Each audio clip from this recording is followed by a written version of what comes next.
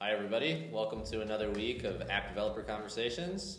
I'm here with Ryan Morell of PlacePlay, Roby Ganguly of Apptentive, and I'm Ian Sepperman of Mobile Dev HQ, as always. So I wanted to start by having a little moment of silence for Lene Kakua, who is apparently not only deceased, but imaginary. And for all those... It's very kind of you as a Michigan fan. Yeah, for all those Notre Dame fans out there, you guys just always make yourself look like idiots somehow. So tough. It's amazing. It's not funny to laugh at someone's death. I know, exactly. Especially if they didn't exist. Okay, so we're going to change it up a little bit in this segment. And rather than talking about something in particular to do with the app ecosystem, let's take a step back. And I think there's a lot of people who watch who probably are not just app developers, but also either sell to app developers or part of the ecosystem, interested in that, interested in startups. And I thought it would be fun to talk about all three of us sell to app developers in some way, and talk about that and how that process goes and how we deal with that process. So why don't you kick it off? What type of app developers do you sell to mostly? Yep, so we mostly do kind of small to medium app developers / publishers, and it's a broad range from games to just apps. And so when I say apps, I mean everything that's not games. Mm-hmm. And we've made a conscious decision not to go for like the top 100 app developer publishers, simply because we're not ready for that. Yep. And we found that we can adequately deal with a large number of small app developers. And again, it's not EA and Evernote, but they represent a good percentage of the traffic. Okay. What about you? So we're pretty fortunate, kind of like yourselves, that we can handle companies of all sizes, and we have a self-service program. It's easy to get up and running without too much work, so a lot of people find us on their own, but we really are mostly targeted towards the corporate and enterprises, the companies with large apps, so lots of people using them, or large app portfolios, so they have multiple different apps out there that they're managing. Yep. Yeah, so and we're in a little bit of that same boat that we cater to everybody, but pretty much the ones that we spend our time on are the enterprises and try to figure that out. So how do you reach your app developers? Yeah, so for us it's all pull. So content marketing, we do some PR stuff, stuff like this to get be where app developers are looking. We did some experimentation with outbound sales, but there's so many.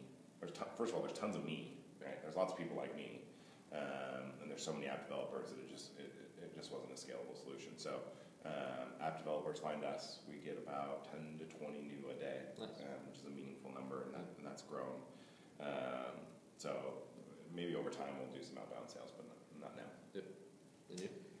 We do a lot of pull as well, content marketing, stuff like this. Just we find that going out there and sharing what we're learning and what is helpful from a relationship and communications perspective gets a lot of people who are looking for solutions to this problem to come find us.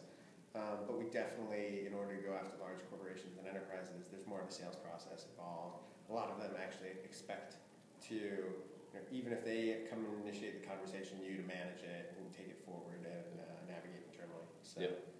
Yeah, we see that exact same thing. We're lucky in that we also own a website, iPhone Dev SDK, which has a couple 100,000 members. But most of what we do is all pretty much pull. We do a little bit of sales. We're starting to get into that. We're like figuring out the sales process for a SaaS business is actually harder than one would expect. But totally. Did you think it would be easy? I mean, as an engineer, you kind of, as like a trained engineer, you kind of are like, oh, all that other stuff just figures itself out. Yeah. But it doesn't actually just figure itself out, right? Yeah. Like you have to make a conscious, meaningful effort to go do it. Yeah. So I would guess that you would believe that you could engineer the solution to sales, right? Exactly. And you're like, oh yeah, well, if I put up a form that's like get a month free by inviting your friends, which can blow up, right? Yeah. Not necessarily true. Yeah. Especially when you are dealing with the difference between I put in my credit card and I get billed $20 this month, yep. and I'm getting an invoice for $2,000, right? Like, even if the decision is made somewhat easily, people want to be sold. Right, exactly. Yeah. And on that note, my one takeaway, or my one sort of biggest tip is to read Predictable Revenue, which is a book by I forget his name. He basically scaled up Salesforce's SaaS business.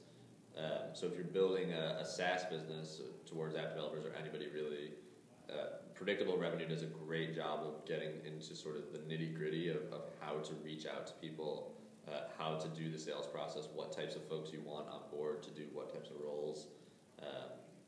It's good. You're reading. Yeah, and our team is in the process, right? So our first sales guy, Red, is reading it, and then I'm going to take a stab at it, and we're going to have Ezra look at it as well. Great. What would your one tip be for targeting the smaller app developers? Well, I would probably take that up a level and say my one tip in general would be make sure you identify who your target customer is really quickly. Great. So we, for lack of a better term, fucked around trying to kind of find who that was, and we should have just chosen, because we'd be 6 months further along if we had. Yep. So if I were starting a business targeted at small app developers, I would focus on kind of thought leadership content marketing, so that you can reach a broad number of people. There is no way that you can get in front of every app developer from a push perspective. You can't do it. Yep. So, what about one tip for the enterprise side? I think asking a lot of questions, the thing that's successful for us, despite saying that people feel like they need to be sold, I think it's always really good when you understand their problems as well as they do, and you understand what exact challenges they have internally, because while they might end up buying the same solution, two different companies might think that they're getting different things and value for different reasons. Right. I think those are great tips. I think that all three of us have done a good job of starting to get in front of the app developers and building something small to something larger. That flywheel gets spinning and it keeps moving, right? So thanks for watching. Watch the other segments, like this video, comment on it, and subscribe to our channel. Thanks. API is crucial. I would expect announcements from them over the next sort of 3, 6, 9 months about people developing against it or them opening it up broadly, and that's when stuff will be interesting. Yeah. You use that API to do